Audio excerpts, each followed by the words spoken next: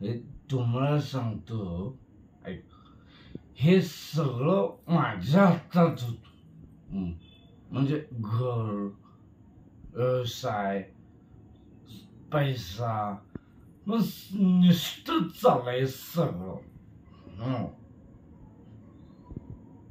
हा पैसा, तो व्यवसाय, अपयश, हा कोणाला दोष देऊ? मी म्हणतो हे माझ्याच गाफीलपणाचं फळ आहे.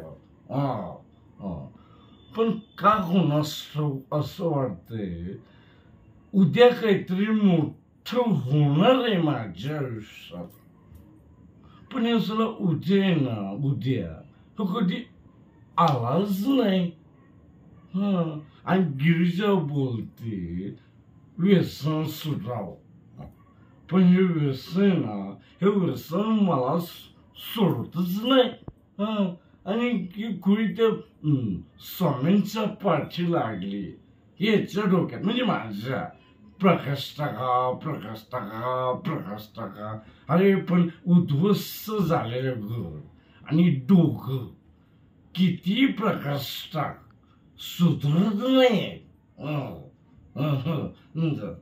अजिबात नाही. जाऊ आपल्याला काय करायचं.